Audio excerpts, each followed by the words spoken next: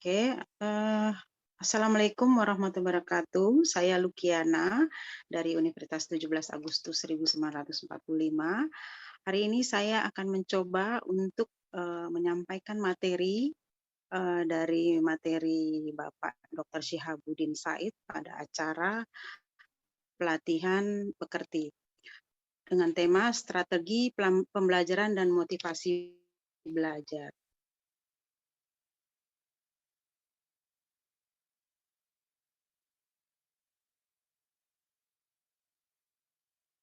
Tujuan umum adalah yang pertama memahami dan mengembangkan strategi pembelajaran, yang kedua memotivasi diri dan manusia untuk terus belajar. Lalu ada juga tujuan khususnya. Yang pertama menjelaskan strategi pembelajaran di perguruan tinggi, dan kedua menjelaskan motivasi belajar di perguruan tinggi, dan ketiga menjelaskan tuntutan belajar di perguruan tinggi.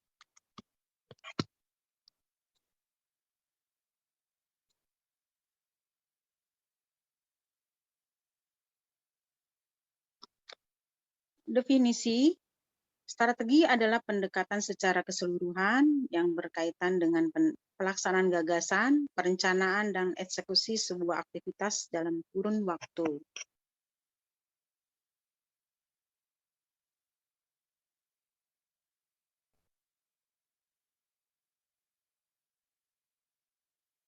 Lalu, pembelajaran adalah proses interaksi antar manusia dengan dosen, antara peserta didik dengan pendidik, dan sumber belajar pada suatu lingkungan belajar.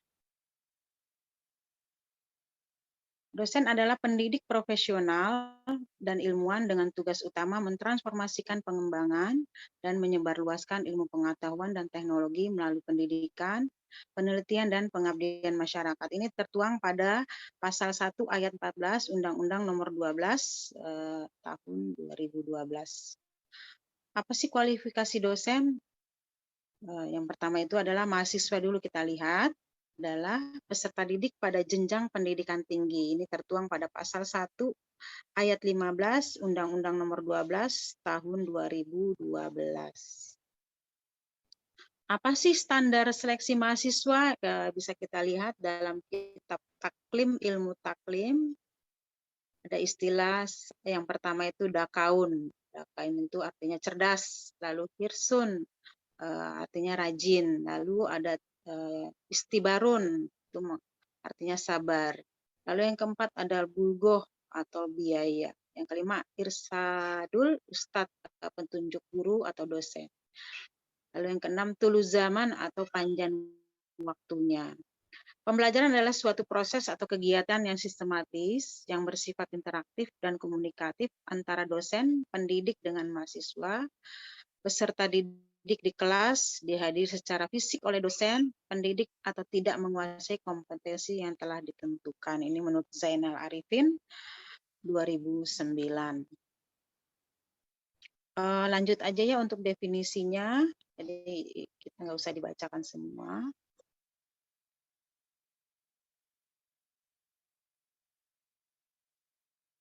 Pentingnya strategi pembelajaran. Kenapa begitu penting? Karena pendidikan merupakan sektor yang sangat menentukan kualitas suatu bangsa. Kegagalan pendidikan berimplikasi pada gagalnya suatu bangsa. Keberhasilan pendidikan juga secara otomatis membawa keberhasilan sebuah bangsa. Pada dunia pendidikan, hendaknya memperhatikan unsur pendidikan, yang diantaranya adalah peserta didik, pendidik, software manajemen, sarana dan prasarana. Aset yang diperlukan dalam pendidikan adalah sumber daya manusia yang berkualitas. Kenapa begitu? Karena sumber daya manusia adalah penggerak dari segala aktivitas. Dialah yang menggerakkan. Seperti kita tahu ya, ada di unsur manajemen itu ada 6M. Yang pertama itu kan man atau manusianya. Sumber daya yang berkualitas dapat berupa dari mahasiswa, peserta didik, masyarakat, maupun dari pendidik dan dosen.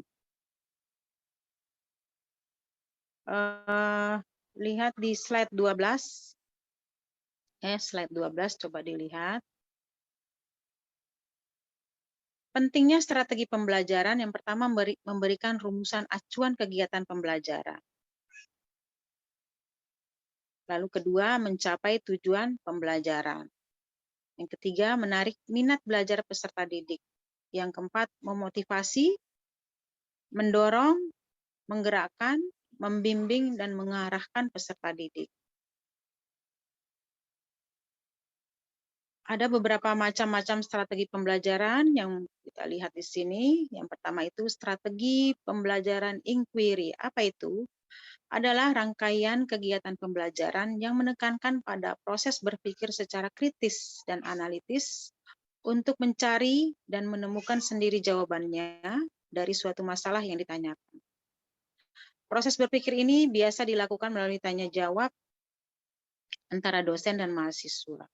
Jadi ada feedback ya, komunikasi dua arah. Yang kedua, strategi pembelajaran ekspositoris.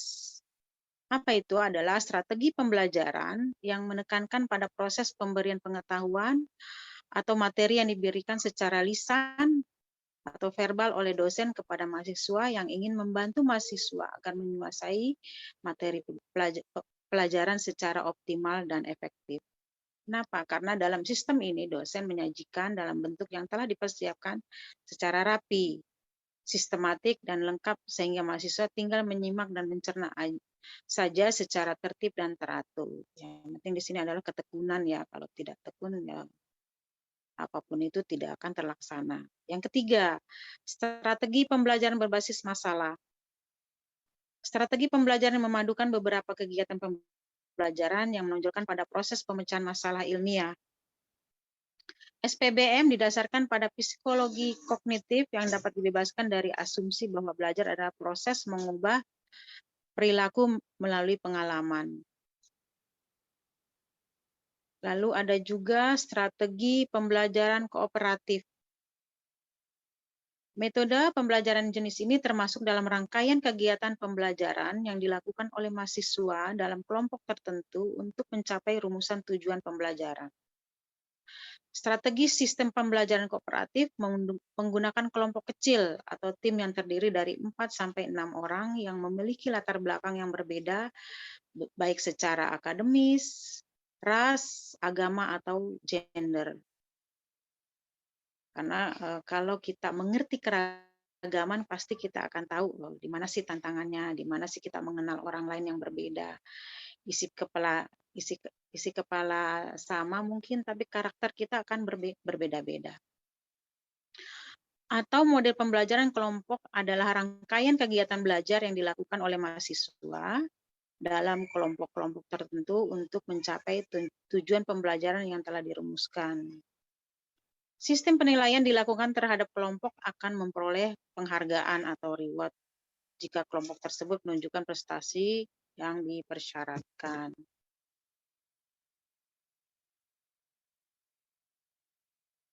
Lalu ada juga strategi pembelajaran meningkatkan keterampilan berpikir. Strategi ini diterapkan untuk mengutamakan kemampuan berpikir mahasiswa. Berarti di sini adalah analisis skill, conceptual skill. Memang harus diperlukan keterampilan ini. Materi yang disajikan dapat berupa membimbing mahasiswa melalui proses menemukan konsep sendiri yang harus dikuasai oleh mahasiswa dengan cara terus-menerus melalui proses dialog dan menggunakan pengalaman mahasiswa. Agar strategi pembelajaran diterapkan oleh para dosen dapat berjalan maksimal, pentingnya pihak lembaga pendidikan meningkatkan sarana dan prasarana yang ada di sekolah, seperti mengembangkan perpustakaan, renovasi kelas, hingga memberikan pelatihan kepada dosen dan pendidik. Jadi bukan pendidiknya aja yang dilatih, tapi dosennya juga. Seperti yang sekarang diikuti oleh para dosen, pelatihan pekerti. Lalu ada karakteristik proses pembelajaran. Ada itu interaktif, inspiratif, harus menyenangkan, perlunya ada tantangan, menantang, memotivasi peserta didik untuk aktif, lalu memberikan ruang yang cukup bagi prakarsa, kreativitas, dan kemandirian sesuai dengan bakat, minat, dan perkembangan fisik serta psikologis peserta didik. Jadi pembelajaran adalah proses interaksi antar peserta didik dengan pendidik, dan sumber belajar pada suatu lingkungan belajar. Pendekatan pembelajaran adalah orientasi, arah pandang atau cara pandang pendidik dan peserta didik terhadap pembelajaran untuk mencapai tujuan pembelajaran. Contoh, pendidik memandang bahwa dalam pembelajaran peserta didik harus kooperatif, maka muncullah pendekatan kooperatif. Ya, itu sangat diperlukan dalam proses pembelajaran. Lalu ada juga model pembelajaran. Apa itu? Adalah proses belajar atau gambaran pembelajaran peserta didik dari awal sampai akhir pembelajaran yang ditandai dengan langkah-langkah spesifik atau sintak. Contoh pembelajaran kooperatif. Strategi pembelajaran adalah rencana kegiatan disusun agar tujuan tercapai secara efektif dan efisien. Ada metode pembelajaran adalah cara mendidik, menyampaikan, atau memfasilitasi peserta didik untuk memperoleh pengetahuan dan atau keterampilan tertentu atau cara yang digunakan untuk mengimplementasikan rencana dalam bentuk kegiatan nyata. Contoh pengamatan, eksperimen, ceramah, dan lain-lain. Kalau di kelas itu biasanya ada studi kasus atau metode penelitian, macam-macam ya. Ada teknik pembelajaran, adalah cara pendidik menyampaikan atau memfasilitasi peserta didik untuk memperoleh pengetahuan dan atau keterampilan tertentu melalui metode pembelajaran tertentu. Cara yang digunakan untuk mengimplementasikan suatu metode. Contohnya teknik presentasi pada kelompok dalam metode presentasi. Itu seorang pendidik akan tahu yang mana sih yang komunikasinya bagus, mahasiswa yang kurang secara lisan, itu terlihat ya pada metode presentasi. Lalu ada taktik pembelajaran, adalah gaya mengajar pendidik yang khas dalam melaksanakan metode atau teknik tertentu. Contohnya seorang pendidik atau guru atau dosen ya yang siang hari mengajar dengan cara penuh humor. Karena kita ketahui ya pada siang hari itu kan sering kita ngantuk karena habis makan siang. Jadi harus disisipi dengan humor, relaksasi. Nah ini pada pelatihan pekerti Pak Dokter menyampaikan 3 gambar. Ya. Ini kita lihat gambar-gambar yang berbeda.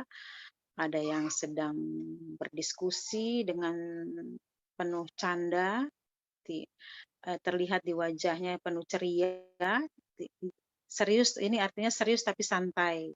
Nah ini amat sangat serius, karena sifatnya ini biasanya kayaknya kalau dilihat gambarnya adalah komunikasi satu arah, jadi hanya mendengarkan. Ini beda. Hasilnya gini, hasilnya ketika komunikasi satu arah, tidak ada diskusi seperti gambar yang pertama, itu akan terlihat ya, ini mahasiswanya akan ngantuk, loyo, nggak semangat, jadi perlu memang ada canda, ada penggantian suasana dari serius penuh humor. Jadi artinya serius tapi santai. Coba kita lihat di gambar berikutnya, ini juga dibahas ya di dalam pelatihan pekerti oleh Pak Dr. Syihabudin. Ada gambar ini juga komunikasi satu arah. Di sini kita lihat apakah ini mentornya atau ketuanya. Ini terlihat sekali ya dengan beberapa audiens. Nah ini mungkin sudah terbagi dalam satu kelompok besar. Ada berapa ini? Lebih dari ada 6 terlihat ya, terlihat di gambar. Lalu diperkecil lagi dengan hanya 4 kelompok diskusi, ya. Ini saling, jadi terlihat ini masih gambar pertama itu masih terlihat ini mungkin mentor, masih komunikasi satu satu arah. Ini diskusi dengan kapasitas kelompok yang lebih dari 4. Ini adalah kelompok lebih kecil lagi. Ya, seperti itu. Ada mengenai pembelajaran Bloom dan Krathwohl. Ini di dalam belajar mahasiswa harus menguasai 3 ranah. Apa itu 3 ranah? Sering kita dengar pasti ya, ada kognitif, ada psikomotorik, ada afektif. Yang pertama di kognitif ada 6 tingkatan. Yang pertama itu pengetahuan. Pengetahuan itu pasti kita harus mengingat dan menghafal. Yang kedua pemahaman, menginterpretasikan. Yang ketiga aplikasi, menggunakan konsep untuk memecahkan suatu masalah. Yang keempat ada analisis, menjabarkan suatu konsep. Memang ini adalah keahlian dalam konsep ya, atau conceptual skill. Yang kelima sintetis, menggabungkan bagian-bagian konsep menjadi suatu konsep yang utuh. Yang keenam evaluasi, membandingkan nilai-nilai, ide-ide, dan metode. Lalu yang B, psikomotor, ada 5 tingkatan juga, peniruan atau menirukan gerak, penggunaan, menggunakan konsep untuk melakukan gerak. Lalu 3, ketepatan melakukan gerak dengan benar. Keempat, perangkaian melakukan beberapa gerakan sekaligus dengan benar. Yang kelima, naturalisasi, melakukan gerak secara wajar. Lalu ada afektif, ada 5 tingkatan juga. Yang pertama itu pengenalan. Apa itu pengenalan? Ingin menerima sadar adanya sesuatu. Yang kedua, merespon, aktif berpartisipasi. Lalu ketiga, penghargaan, menerima nilai-nilai atau setia. Keempat, pengorganisasian, menghubungkan nilai-nilai yang dipercayai. Yang kelima, pengalaman, menjadikan nilai-nilai sebagai bagian pola hidup. Ini yang kelima ini sangat penting. Pengalaman adalah pembelajaran yang kadang kita tidak sadari itu akan membentuk kepribadian semakin matang, semakin bijak. Ya, itulah Bloom dan Krathwohl membagi afektif, kognitif, psikomotorik, dan afektif. Demikian materi yang saya sampaikan hari ini. Terima kasih Pak Dr. Syahbudin atas materi pembelajarannya di pelatihan pekerti. Saya Lukiana dari Universitas 17 Agustus 1945 mengucapkan banyak terima kasih kepada Pak Dokter dan seluruh panitia Unit Tirta Jaya. Terima kasih.